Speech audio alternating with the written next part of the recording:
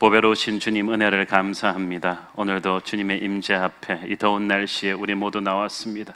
하나님께서 우리 마음을 덮고 있는 무거운 영적인 먹구름은 깨끗이 걷어주시고 하나님의 보배로운 말씀만이 분명히 전달되게 하여 주시고 부족하고 못난 종을 항상 당신의 은혜의 휘장 뒤에 덮으시고 주님의 영광이 올바르게 선포되게 하옵소서. 예수님의 이름으로 기도했습니다. 아멘. 많은 성도들이 예수님이 어떤 모습인지 한번 보기를 원하시는 분들이 많습니다. 예수님 이 땅에 계셨을 때 직접 살았던 사람들은 얼마나 좋았을까라고 생각들을 합니다. 그래서 예수님의 그 얼굴들을 그린 성화들을 보면은 대체적으로 긴 금발머리에 아주 잘생기시고 얼굴에서 적당히 광채도 나는 이게 뽀샵 처리가 된 그런 모습이 많이 묘사되어 있습니다. 그러나 진짜 예수님의 모습은 우리의 상상력을 뛰어넘습니다. 주님께서 처음 인간의 모습을 입고 이 땅에 오셨을 때는 우리에게 다가오시기 위해서 그분의 영광을 거의 99% 다 감추시고 평범한 목수의 모습만을 보여주셨습니다. 요한은 그 모습을 보았던 사람입니다. 그러나 계시록에 나오는 주님은 달라요. 계시록에 나오는 주님은 100% 당신의 영광을 그대로 보여주십니다. 그래서 요한이 인간의 언어로 그걸 그대로 다 표현할 수가 없었지만 최선을 다해서 노력을 합니다. 오늘의 말씀에서 우리는 영광의 왕으로 오시는 주님의 모습을 보게 됩니다. 11절에 보니까 내가 하늘이 열린 것을 보았다고 했습니다. 계시록에서 하늘이 열렸다고 말하면 항상 새로운 국면이 전개된다는 것을 뜻합니다. 태초에 하늘의 문은 항상 열려 있었습니다. 에덴 동산에서 하나님과 인간은 그 열린 하늘문을 통해서 자유롭게 교제할 수가 있었습니다. 그런데 인간이 죄를 짓고 에덴 동산에서 쫓겨나면서부터 그 하늘문이 닫혀버렸습니다. 더 이상 인간은 마음대로 그 문을 드나들 수가 없게 되었습니다. 그러나 하나님께서 성도들이 살아가면서 말할 수 없는 고난에 부딪힐 때는 하나님의 백성들에게 하늘의 문을 열고 소망의 계시를 보여주셨습니다. 에스겔에게, 다니엘에게, 이사야에게, 에레미야에게, 요엘에게, 하박국에게 하나님은 하늘의 문을 여시고 소망의 계시를 보여주셨습니다. 요한계시록에서도 하늘문이 열릴 때 놀라운 계시들이 보여졌죠. 오늘의 본문에서는 하늘문이 열리면서 이제 세상을 마지막으로 심판하러 오시는 예수 그리스도의 군대의 출정식 모습이 드라마틱하게 전개가 됩니다. 11절 같이 읽으시겠습니다. 시작. 또 내가 하늘이 열린 것을 보니 보라 백마와 그것을 탄 자가 있으니 그 이름은 충신과 진실이라. 그가 공의로 심판하며 싸우더라. 백마를 탔다. 이 계시록을 읽는 로마 시대를 사는 성도들은 그 말이 무슨 말인지 딱 알아들었어요. 왜냐하면 로마의 장군들이 승리를 하고 이렇게 로마로 계산하고 올 때는요 반드시 흰 백마로 갈아탔습니다. 그래서 멀리서 들어오는 장군의 말 색깔만 보고도 아 우리가 승리했구나, 우리가 승리했어 하면서 사람들이 희열에 찬 가슴을 엉두르면서 거리로 뛰쳐나왔던 거예요. 재림하신 예수 그리스도는 승리하시기 위해 오시는 분이 아니라 승리하신 분으로 우리에게 오십니다. 13절에 보면 그가 피를 뿌린 옷을 입었다고 했습니다. 승리한 로마의 장군들은 깨끗하게 옷을 갈아입고 오는 것이 아니라 전투 때 입었던 옷 그대로 입고 옵니다. 그래서 전투 때 얼룩진 이 피와 땀이 그대로 거기에 다 먼지가 다 묻어 있어요. 그리고 그 뿌린 피는 자신의 피가 아니라 원수들의 피입니다. 그 전쟁터에서의 그 먼지와 피와 땀이 얼룩진 그 군복을 보면서 사람들은 이 전투가 얼마나 격렬했었는가, 이 전투가 쉽지 않았다는 것을 다 인정하게 되는 것입니다. 그의 이름은 충신과 진실이라고 했습니다. 이 두 단어는 하나의 의미를 설명하는 거라고 보면 되는 건데요, 예수님께서 진실하신 분이다, 약속을 지키는 의로운 분이라는 것을 뜻합니다. 오늘날 세상의 지도자들이 진실하지 못해서 우리가 얼마나 많이 상처를 받습니까? 그렇게 공부 많이 한 사람들이, 그렇게 똑똑하고 돈 많고 힘 잡은 사람들이 왜 이렇게 진실하지 못할까? 왜 이렇게 지키지도 못할 약속을 남발할까? 왜 이렇게 은밀하고 숨기는 게 많을까? 그러나 우리 주님은 진실하신 분이십니다. 우리 주님의 말씀은 100% 보증수표입니다. 성경은 주님의 약속이십니다. 특별히 여기서 말하는, 계시록에서 말하는 약속은 주님 다시 오신다는 약속입니다. 신약 성경의 전체가 260장인데 무려 318번이나 주님 다시 오신다는 약속이 분명하게 기록되어 있습니다. 하늘과 땅을 다스리시는 주님의 명예를 걸고 반드시 약속하신 이 약속대로 주님은 다시 오실 것이다. 그러므로 핍박받고 있는 계시록의 성도들이여 절망하지 말아라. 주님이 다시 오실 것이다. 이 말씀을 우리는 절망 속에서도 꼭 붙잡고 살아야 되는 것입니다. 이 다시 오실 주님은 어떤 분이십니까? 12절 같이 읽겠습니다. 시작. 그 눈은 불꽃 같고 그 머리에는 많은 관들이 있고 또 이름 쓴 것 하나가 있으니 자기밖에 아는 자가 없고 그의 눈이 불꽃 같다. 불꽃 같은 눈은 모든 것을 뚫어보는 사물의 본질, 인간들의 영혼까지 뚫어보시는 하나님의 전지하심, 주님의 통찰력을 보여줍니다. 사람의 눈은 적당히 속여 넘길 수 있습니다. CCTV는 사각지대에 있습니다. 그러나 하나님의 눈에는 사각지대가 없습니다. 그 어떤 것으로도 하나님의 눈을 숨길 수는 없습니다. 10길 물속은 알아도 한 길 사람 속은 모른다. 그건 사람들끼리 얘기입니다. 하나님은 아십니다. 히브리서 4장 13절 시작. 지으신 것이 하나도 그 앞에 나타나지 않음이 없고 우리의 결산을 받으실 이의 눈앞에 만물이 벌거벗은 것 같이 드러나느니라. 우리는 사람의 눈만 숨기면만 안 걸리면 된다고 생각해요. 그러나 그렇지 않아요. 세상에 그래서 다 죄인이에요. 걸린 죄인은 감옥에 있고 걸리지 않은 죄인들은 다 지금 밖에 나와 있는 거지. 그러나 하나님의 눈에는 다 걸려요. 사람들이 함부로 사는 것은 하나님이 안 보신다고, 아니 못 보신다고 생각하기 때문입니다. 그러나 하나님의 이 불꽃 같은 눈을 인식하며 사는 사람은 남들이 보건 안 보건 정직하게 삽니다. 진실하게 삽니다. 그리고 사람들이 아무도 알아주지 않는 것 같아도 은밀한 데서 보시는 주님의 눈을 인식하기 때문에 우리는 선한 일을 하면서 낙심하지 않을 수가 있습니다. 이 불꽃 같은 눈으로, 정확한 눈으로 하나님은 사람들을 심판하십니다. 그래서 이 심판이 무서운 거예요. 그가 공의로 심판하며 싸우더라. 다시 오실 주님은 더 이상 말 위에 연약한 아기의 모습으로 오시는 것이 아닙니다. 그분은 정확한 공의로 심판을 하십니다. 공의로 심판하시기 때문에 불의로 가득 찬 세상과 싸울 수밖에 없어요. 싸워 이기시면서 하나님은 심판하시는 거예요. 그의 머리에 많은 관들이 있다고 했어요. 원래 왕들은 면류관 하나씩 씁니다. 면류관 하나가 한 나라를 상징하거든요. 근데 많은 관들을 썼다는 것은 주님은 한 나라의 왕이 아니시라 왕들의 왕이심을 뜻합니다.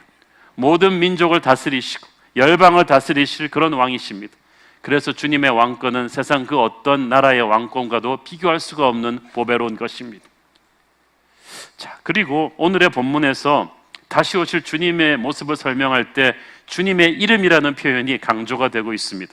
11절, 13절, 16절에서 그 이름이라는 표현이 3번 나오죠. 짧은 본문에서 같은 표현이 계속 연타로 나올 때는 굉장히 큰 의미가 있는 것입니다.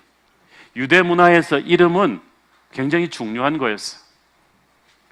이름은 그 사람의 인격이에요. 비전이에요. 운명이에요. 인생 철학이에요. 어쩌면 이름은 존재 그 자체였는지도 모릅니다. 그래서 성경에서 하나님이 자주 이 사람의 운명을 바꿔줄 때는 이름을 바꿔줘요. 이 사람에게 새로운 사명을 주게 할 때는, 새로운 인생을 살게 할 때는 반드시 이름을 바꿔줍니다. 사울이 바울 되게 하시고, 야곱이 이스라엘 되게 하시고, 아브라함을 아브라함 되게 하십니다. 이름만 바꿔주는 게 아니라 그 이름 그대로 그 사람의 운명을 바꿔줘요. 아브라함은 한민족의 아버지인데 아브라함은 열방의 아버지. 확 커지는 거예요. 하나님께서 사람의 이름을 바꾸시면서 사람에게 새로운 운명을 주시듯이 하나님이 우리에게 자신의 이름을 주실 때도 하나님의 새로운 모습을 보여주십니다. 우리는 하나님이라는 단어 하나뿐이잖아요. 근데 히브리어에는 하나님이라는 단어가 여러 개예요. 왜냐하면 하나님이라는 이름 중에서 새 이름을 주실 때마다 사람들은 새로운 하나님을 체험할 수가 있었어요. 여호와 이레라는 이름을 하나님이 주실 때는 하나님께서 예비하시는 하나님을 체험하게 하셨어요. 여호와 라파라는 이름을 주실 때는 하나님이 우리를 치유하시는 것을 체험하게 하셨어요. 새로운 이름은 새로운 하나님의 모습을 우리가 느끼는 거예요. 우리가 경험하지 못한 하나님의 새로운 능력과 측면을 체험하는 것입니다. 이름은 그 사람의 존재의 목적이거든요. 13절을 보면은 그 이름은 하나님의 말씀이라 칭하더라고 했습니다. 복음서에서도 그렇고 전체 신약 성경에서 예수님의 이름을 하나님의 말씀이라고 칭한 사람은 요한뿐입니다.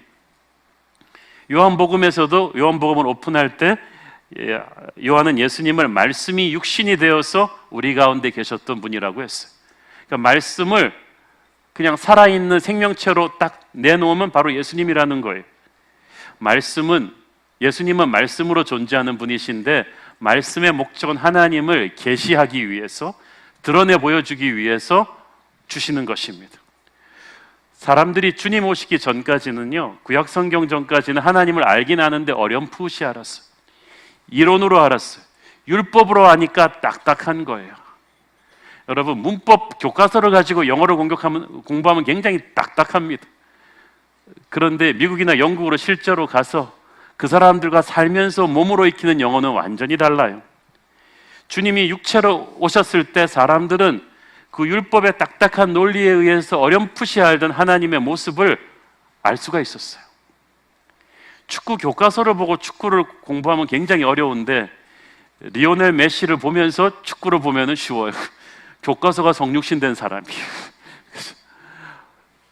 논리와 율법으로 하나님을 알려니까 너무나 힘들었는데, 주님께서 이 땅에서 걸으시는 모습, 주님과의 대화를 통해서, 주님이 행하시는 행적을 통해서 사람들은 살아계신 하나님을 체험할 수가 있었습니다.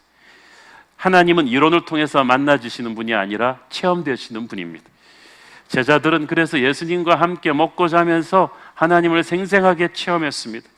요한은 얼마나 자기가 예수님을 생생하게 체험했는가를 적었어요. 요한일서 1장 1절 시작.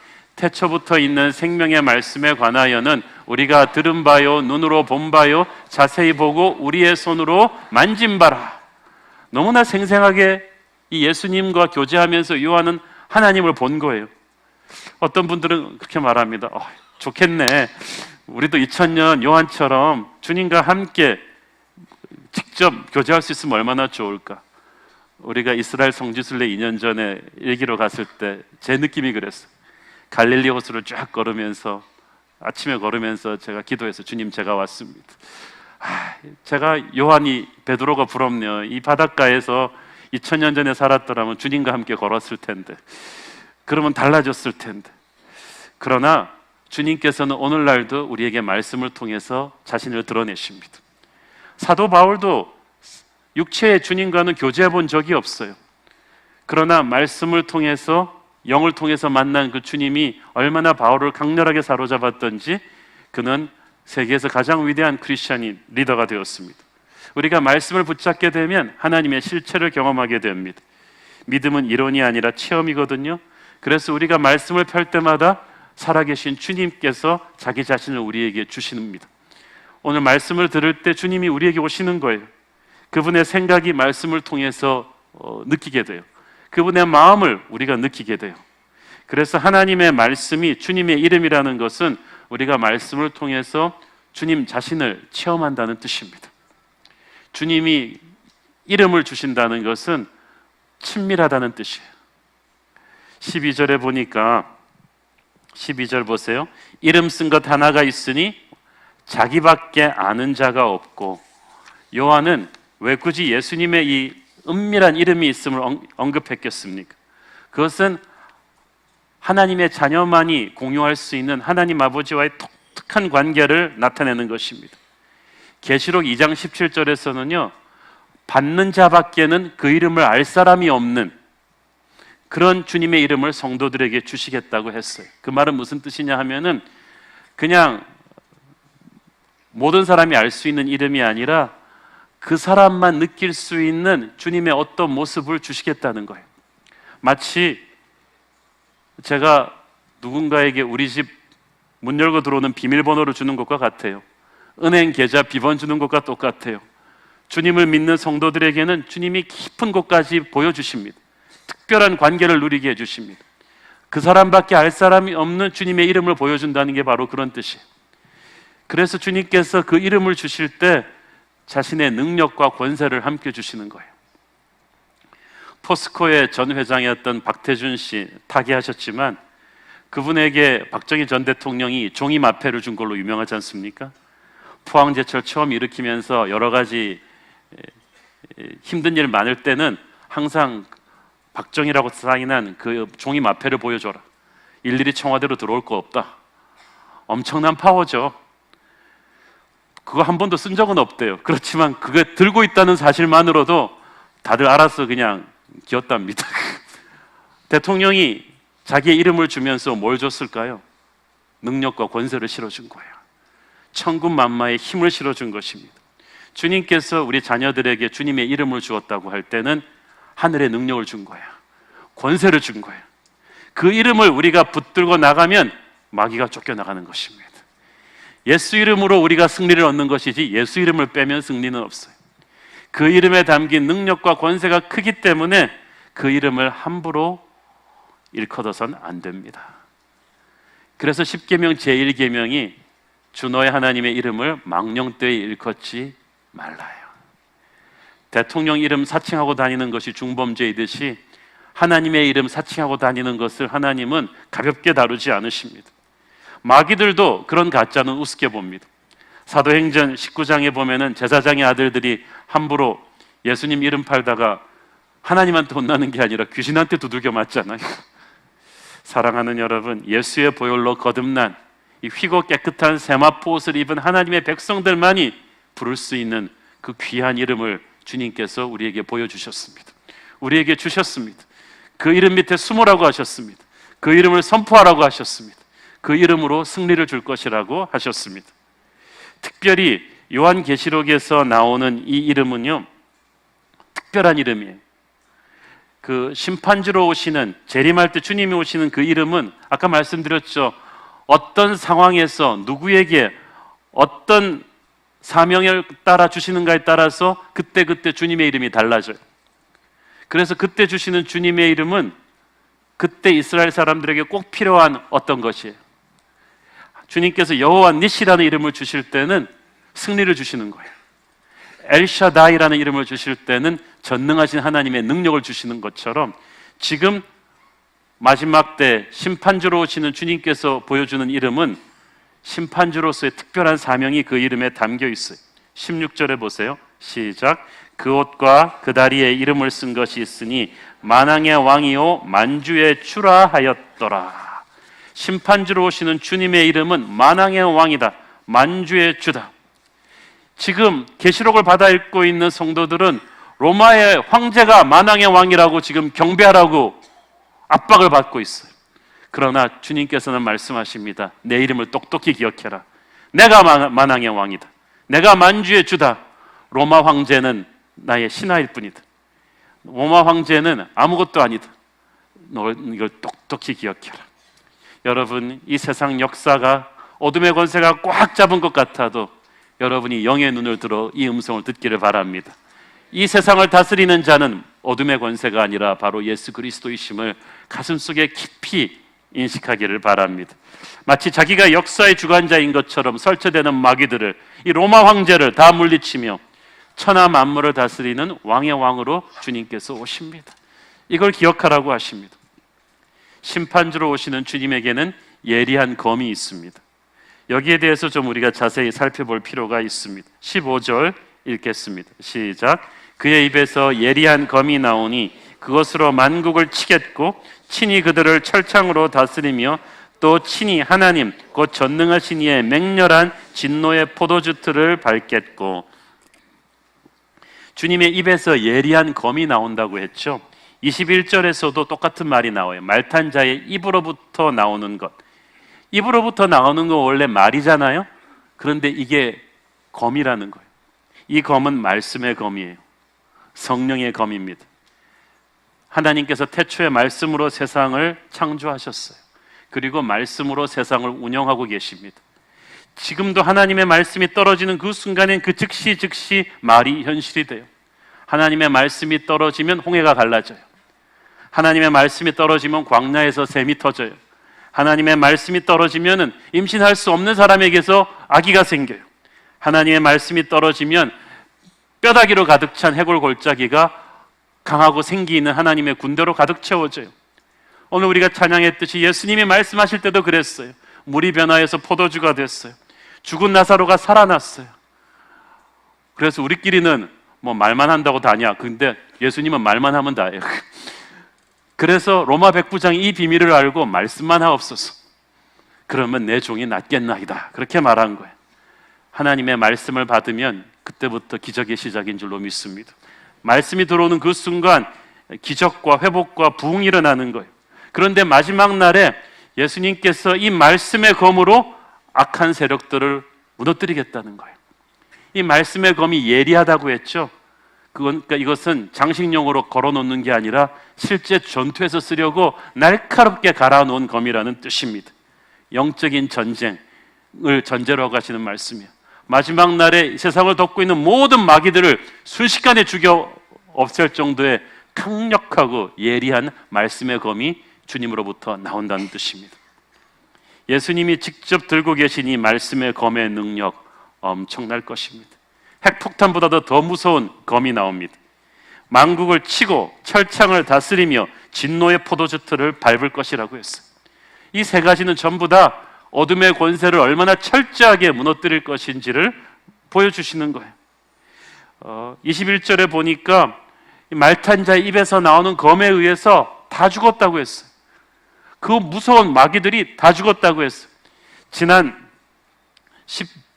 18장까지 우리가 이 세상을 휘어잡고 있는 마귀들에 대해서 얼마나 많이 공부했습니까?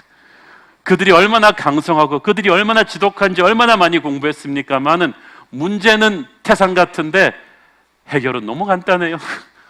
말씀의 검 하나로 그냥 전멸시킵니다. 애기할 정도로 그냥 순식간에 무너뜨리는 강력한 검이 주님의 손에 들려 있음을 믿으십시오. 데살로니가 후서 2장 8절 시작.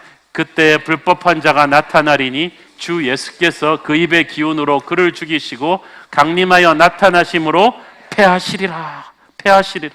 하나님의 말씀의 그 기운으로, 단 한 번의 말씀의 검으로 그 무서운 마귀들을 순식간에 괴멸시킬 것이다. 이것은 비단 마지막 심판날에만 의미하는 것이 아닙니다. 하나님의 자녀들이 믿음을 가지고 이 하나님의 말씀의 검을 던지면 마귀들이 죽어나갈 것입니다. 그러니까 여러분 사랑하는 자녀들을 위해서 말씀을 선포해 주세요. 오늘날 우리 어린 자녀들이 얼마나 이 어둠의 기세에 눌려 있습니까? 마귀들이 우리 10대, 20대를 얼마나 공격하는지 몰라요. 그래서 우리 자녀들이 그냥 그 음란물에 눌려 있고요, 그 돈독이 올라 있고 폭력에 눌려 있고 우울증에 눌려 있고 자살률이 심하고 이런데 이들을 향해서 하나님의 살아있는 말씀을 부모가 선포해 주지 않는다면 누가 그들을 살릴 것입니까? 여러분이 선포하는 그 말씀에 검이 나갑니다. 칼이 나가서 그 귀신들을 다 죽이는 거예요. 우울과 슬픔과 증오의 영을 다 죽이면서 이 아이들은 영적인 자유를 주는 것입니다. 여러분이 말씀의 검을 자기 자신을 향해서 쏘십시오. 하나님의 말씀이 내게 임할 때 나를 누르고 있던 어둠의 권세들이 죽어나가는 것입니다. 특별히 그래서 여러분 이런 말씀 집회 같을 때 항상 이렇게 자기를 던져서 나오셔야 돼요. 우리를 누르고 있는 이 마귀들이 죽어나가는 검이 하나님의 말씀 안에 들어있습니다. 주님의 신부된 교회에게 주님께서는 능력의 검을 쥐어주셨습니다.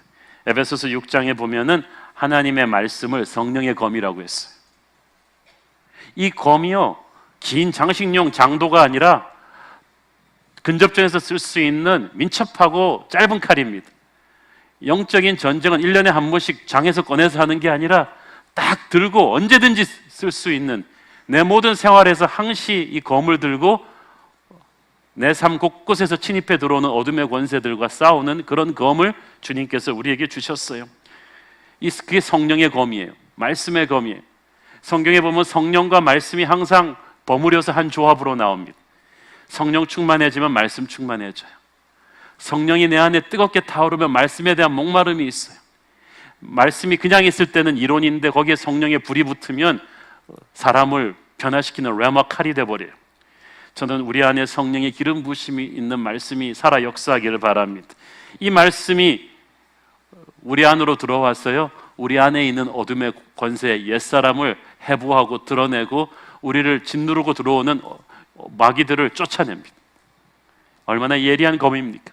히브리서 4장 12절 읽겠습니다. 시작. 하나님의 말씀은 살았고 활력이 있어 좌우의 날선 어떤 검보다도 예리하여 혼과 영과 및 관절과 골수를 찔러 쪼개기까지 하며 또 마음의 생각과 뜻을 판단하나님. 여러분 지금 말씀 들으면서도 여러 생각이 많으실 거예요. 뜻이 많으실 거예요. 복잡한 감정이 많으실 텐데 지금 말씀의 검이 명쾌하게 들어가서 그 속에서 하나님 기뻐하지 않는 더러운 것들을 지금 다 종양을 절제하듯이 다 제거하시고 하나님의 치유를 주실 것입니다. 이 말씀의 검이 처음 들어올 때는 아파요. 그렇지만 나중에는 시원해요. 말씀이 선포되면서 내게 생명이 임하고 능력이 임하죠. 그래서 하나님의 자녀는 말씀을 먹어야 살아나게 되어 있습니다. 하나님께서는 우리를 구원하신 그 순간부터 우리 모두에게 말씀의 검을 쥐어주셨습니다. 성령의 검을 쥐어주셨습니다. 여러분 이렇게 설교 들으시는 시간, 그리고 성경 공부하시는 시간, LCS 하시는 시간, 큐티 하시는 시간, 또 순예배에서 이 말씀을 나누는 시간이 다 이 말씀의 검을 날카롭게 갈아놓는 시간이죠. 철이 철을 날카롭게 하듯이 우리가 이 말씀을 듣고 묵상하고 나누고 적용할 때 우리도 모르는 사이에 우리가 들고 있는 말씀의 검이 날이 시퍼렇게 서가는 것입니다. 어떤 분들은 주님 주신 말씀의 검이 있긴 있는데 갈아놓은 지가 한참이라 가지고 마귀를 찔렀는데 죽진 않아요. 그리고 죽진 않아요. 검이 날카롭지가 않아요. 어제의 은혜로 우리가 오늘의 전투에서 승리할 수는 없어요. 말씀의 검이 녹슬지 않도록 날카롭게 닦아 놓으시는 여러분 되기를 바랍니다. 그리고 이 말씀의 검이 얼마나 강한지를 알기 때문에 사탄이 우리에게 말씀이 오는 것을 길을 쓰고 막으려고 합니다. 다니엘서에 보면 하나님의 천사가 말씀을 가지고 다니엘에게 오는데 이걸 페르시아 지역의 악한 그 마귀 대장이 딱 차단하고 20일을 버티는 거예요. 하나님의 말씀의 무서움을 알기 때문에 사탄은 말씀이 여러분한테 오는 통로를 막습니다. 항상 말씀을 가까이 하십시오. 말씀을 전하는 자와 좋은 관계를 가지시고 설교 시간에 집중해서 들으세요. 제가 단언컨대 이번 부흥회 오잖아요.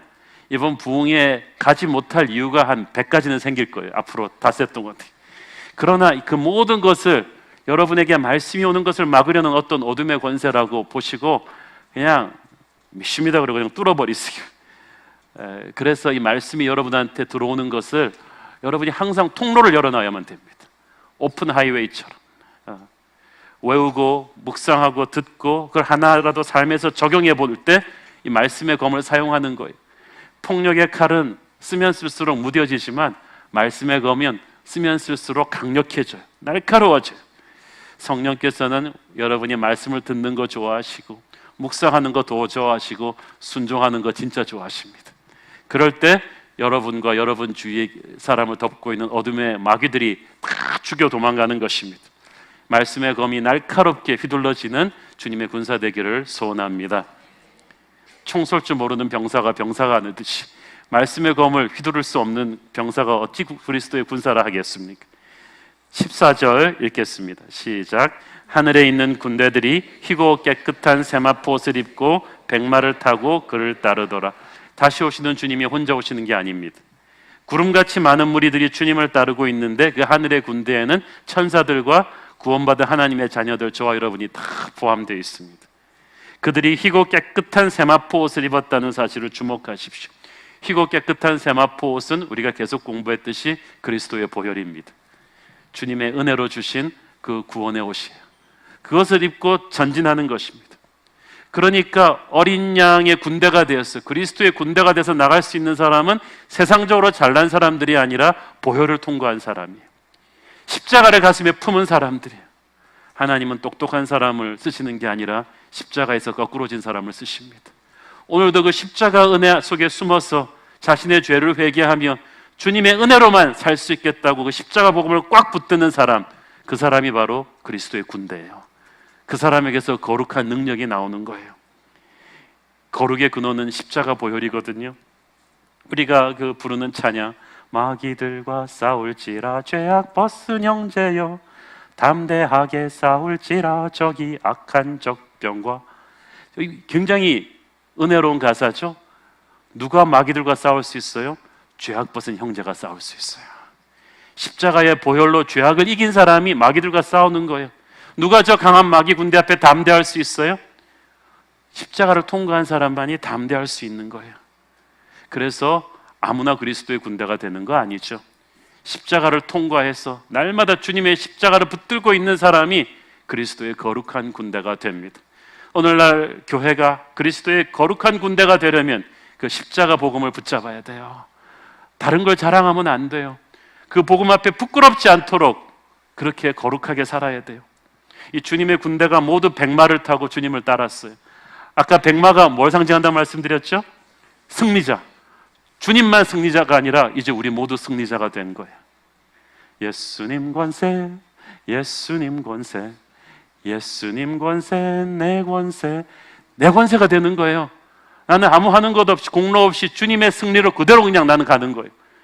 주님의 그 승리하시는 대장 예수를 따라가니까 나도 승리한 군대가 되는 것입니다. 그러므로 여러분은 패배한 자가 아닙니다. 승리한 자입니다. 그렇기 때문에 교회는 기죽으면 안 됩니다. 겸손해야 되죠. 그렇지만 기죽으면 안 돼요. 오늘날 우리가 겸손을 지나쳐서 지금 기가 많이 죽은 것 같아요. 사랑하는 여러분, 주님을 따르는 우리는 승리하기 위해 싸우는 것이 아닙니다. 이미 얻어진 승리를 확인하고 선포하기 위해서 오는 것입니다. 그런데 우리가 승리한 주님의 군대인데 자꾸 패배자처럼 마귀가 우리를 자꾸 쇠뇌시키는 거예요. 지금 눈에 보이는 환경이 어렵다고 해서. 그러나 17절, 21절까지 쭉 보세요. 이 17절, 21절까지는 이 아마겟돈 전쟁에서 멸망할 적 그리스도의 군대에 대한 설명이에요.